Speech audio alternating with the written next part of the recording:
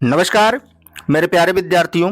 आप सभी का स्वागत है आपके अपने YouTube channel Pradeep sir education पे। लगातार मैं आप सभी को 9th क्लास के जो भी बच्चे हैं उनके लिए मैं पेपर में जो भी चीज़ आती है उनको कुछ ना कुछ मैं प्रोवाइड करने का प्रयास करता हूं। आज ही ऐसा है, मैंने अपनी कोचिंग में ये टेस्ट लिया था सामाजिक विज्ञान का। मैंने सोचा क्यों ना आपके लिए भी ये मैं प्रोवाइड करा दूं। इनमें से निश्चित तौर पर आप पढ़ के जाते हैं तो पेपर में आपको कुछ ना कुछ क्वेश्चन जरूर देखने को मिलेंगे। तो बने रहिएगा हमारे साथ, और चैनल पर नए हैं तो चैनल को सब्सक्राइब कर लीजिएगा और बेल आइकन को दबा लीजिएगा। लास्ट में आपके जो ऑब्जेक्टिव क्वेश्चन है मैं इनके आंसर भी आपको प्रोवाइड करा दिया हूं, तो लास्ट में आप जाके इसके आप आंसर भी देख सकते हैं। इसमें आपको सही और गलत का सिर्फ एक ही क्वेश्चन मैंने बताया। संविधान देश का सर्वोच्चम कानून होता है, आपको बताना है सत्य या असत्य है, ठीक है ना। इसके बाद वैकल्पिक प्रश्न मैंने आपको बनाए हैं। दूसरा है चुनाव में वायदे कौन करता है, नेता करते हैं, मतदाता करता है, ए और बी दोनों करते हैं, इनमें से कोई नहीं करता है। तो तीसरा है लोकतंत्र में शासक का चुनाव कौन करता है। फिर ऑप्शन आप देखते चले जाइएगा, जो भी सही हो लगा लीजिएगा, बाकी आंसर आपको मिल जाएंगे, है ना। 14 नंबर है, ओ सॉरी 14 नंबर कह रहा हूँ, 4 नंबर है पाकिस्तान में परवेज मुशर्रफ ने लोकतांत्रिक सरकार का तख्ता पलट कब किया था। पांचवा है चीन की सांसद के लिए कितने वर्ष का चुनाव होते हैं। छठवा है मेक्सिको में सन 1930 से लेकर सन 2000 तक किस पार्टी का शासन रहा। सातवां है जिम्बाब्वे को अल्पसंख्यक गोरों के शासन से मुक्ति कब मिली। आठवां है चीन में सबसे भयावह अकाल कब पड़ा था। आगे बढ़ते हैं 9वां क्वेश्चन देखते हैं। प्रत्येक देश की सरकार स्वयं को कैसा दिखाने की कोशिश करती है, लोकतांत्रिक, तानाशाही, राजशाही या इनमें से कोई नहीं। 10वां है डेमोक्रेसी शब्द किस भाषा से लिया गया है। 11वां है आधुनिक युग किस युग का है, ठीक है ना। आधुनिक युग किस युग का है, सॉरी सॉरी, ठीक है। 12वां क्वेश्चन है लोकतांत्रिक संविधान में इनमें से कौन सा प्रावधान नहीं रहता है। 13वां क्वेश्चन है भारतीय संविधान सभा के लिए कब चुनाव हुआ था। 14वां नंबर है संविधान सभा की पहली बैठक कब हुई थी। फिर है संविधान सभा के सदस्यों की संख्या कितनी होती है। 16वां नंबर है भारत का संविधान कब लागू किया गया था।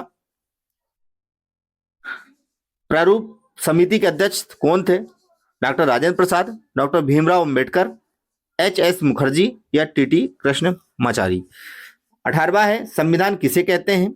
19वां क्वेश्चन मैंने बनाया है रंग और नस्ल के आधार पर भेदभाव करने की नीति को क्या कहा जाता है। 19वां है संविधान सभा ने भारतीय संविधान पर कितने दिनों की गंभीर चर्चा की। 21वां है भारत के लोग दृढ़ संकल्प किए गए। 22वां है लोकसभा में निर्वाचन क्षेत्रों की संख्या कितनी है। 23वां है गरीबी हटाओ का नारा किस पार्टी ने दिया था, कांग्रेस, जनता पार्टी, भारतीय जनता पार्टी या तेलुगु देशम ने। इनमें से कौन सा तर्क लोकतंत्र के पक्ष में नहीं है। 25वां क्वेश्चन है पालमपुर गांव में उच्च जाति के परिवारों की संख्या कितनी है। 26वां है निम्नलिखित में से कौन सा प्राकृतिक संसाधन है। मिश्री लाल का क्या व्यवसाय था, यह भी आपको बताना है। पालमपुर गांव के युवक करीम का क्या व्यवसाय है। 29वां है गांव के छोटे किसानों को पूंजी की व्यवस्था करने के लिए खालिस्तान ऊंची ब्याज दरों पर ऋण लेना पड़ता है, बैंकों, सरकार, बड़े जमींदारों, साहूकारों या कर्मचारियों द्वारा। वे श्रमिक जो गांव में खेतीहार मजदूरों के रूप में काम करने को तैयार हैं, या तो भूमिहीन परिवारों से या खालिस्तान परिवारों से, कृषक, दलित, व्यापारी, दुकानदार। निम्नलिखित में से सिंचाई का कौन सा प्राकृतिक स्रोत है, नलकूप, नहर, तालाब या वर्षा। 32वां क्वेश्चन है सऊदी अरब में निम्नलिखित में से किस वर्ग को वोट देने का अधिकार नहीं है, महिलाओं को, मजदूरों को, अशिक्षितों को या गैर इस्लामिक लोगों को। पंथ निरपेक्षता का अर्थ क्या है, यह भी आपको बताना है। इसके बाद मैंने कुछ क्वेश्चन आपके लिए बनाए हैं 1 नंबर में ही। लोकतांत्रिक शासन पद्धति दूसरे से क्यों बेहतर है। संविधान संशोधन किसे कहते हैं। संविधान सभा के अध्यक्ष कौन थे। फिर अगला है भारत में कितने वर्ष के नागरिक को वोट देने का अधिकार है। अगला ये किसने कहा प्रजातंत्र जनता की, जनता के लिए और जनता द्वारा सरकार है। 29वां है लोकतंत्र की परिभाषा लिखिए। 40वां है भारत में आम चुनाव कितने वर्षों बाद होता है। 41वां है सार्वभौमिक वयस्क मताधिकार किसे कहते हैं। 42वां है संविधान किसे कहते हैं।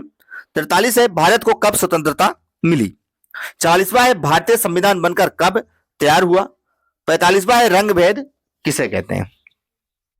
आगे 2 नंबर में आपको क्वेश्चन बनाए मैंने। भारत में मानसूनी प्रकार की जलवायु क्यों है। नत्सी शब्द का क्या अर्थ है। उदारवादी के बारे में संक्षेप में लिखिए। 39वां है गंगा ब्रह्मपुत्र डेल्टा का संक्षिप्त विवरण दीजिए। 50वां है जल विभाजन का क्या कार्य है, एक उदाहरण दीजिए। 51वां है बताइए हिमालय का निर्माण कैसे हुआ था। 52वां, उन देशों के नाम बताएं जो क्षेत्रफल में भारत से बड़े हैं। सत्ता के ऊर्ध्वाधर विवरण से क्या आशय है। 54वां है, भारत में किस प्रकार की दल प्रणाली है। 55 है, मौसमी भुखमरी और दीर्घकालीन भुखमरी में भेद आपको बताना है। एक व्यक्ति एक बोर्ड पर संक्षिप्त आपको टिप्पणी लिखनी है, छोटी मोटी लिख दीजिएगा। लोकतंत्र के मार्ग में आने वाली किन्हीं दो बाधाओं को वर्णन आपको करना है। नेशनल मंडेला को लोकतंत्र के पक्ष में आवाज उठाने की कौन सी सजा दी गई। सरकार बफर स्टॉक क्यों बनाती है। फिर 3 नंबर में क्वेश्चन आपको बता देंगे, कारण बताना है आपको। भारतीय महाद्वीप द्वीप में वायु की दिशा में मौसमी परिवर्तन क्यों होता है। 61 नंबर है, आपको नदियों को चिन्हित करना है, उनके नाम लिखना है। मानचित्र जो भी आपको दिया रहेगा वहां पर तापी नदी, महानदी और दिहांग नदी। रूस के सामाजिक, आर्थिक और राजनीतिक हालात 1950 से पहले कैसे थे। फिर अगला है, संविधान की प्रस्तावना अत्यंत महत्वपूर्ण क्यों है। अगला क्वेश्चन है, मानव विकास के मार्ग में आने वाली चुनौतियों का वर्णन कीजिए। 65वां है, भारत का संविधान कैसे निर्मित हुआ। 86वां है, संक्षिप्त टिप्पणी लिखे। न्यूनतम समर्थित मूल्य पर, बफर स्टॉक पर, निर्गम कीमत पर और उचित दर की दुकान पर। तो मेरे प्यारे विद्यार्थियों, ये रहे इसके आंसर जो ऑब्जेक्टिव मैंने क्वेश्चन आपको प्रोवाइड कराए हैं 33 नंबर तक। इनके क्वेश्चन आप बकायदा देख सकते हैं, कोई दिक्कत आपको नहीं आएगी। और आप लोग इनके क्वेश्चन आंसर पढ़ लीजिएगा, लिख लीजिएगा, टिक मार लीजिएगा। और रिवीजन के तौर पर आप सभी लोग आज इसका टेस्ट दे लीजिए, जो मैंने अपनी कोचिंग में लिया था। बच्चों ने काफी अच्छा प्रदर्शन किया। आप सभी लोग भी अपने द्वारा टेस्ट ले सकते हैं इसको, कहीं पर भी आपको दिक्कत नहीं होगी। लास्ट में आप अपने ऑब्जेक्टिव इससे मिला लेना और क्वेश्चन आंसर आप कर सकते हो और देख सकते हैं कि हमारा पेपर को लेकर कितनी तैयारी हुई है और कितनी तैयारी नहीं हुई। तो मेरे प्यारे विद्यार्थियों, आज के लिए इतना ही। अगले दिन अगले पेपर की चर्चा होगी। जय हिंद, जय भारत, जय वंदे मातरम, जय श्री राम।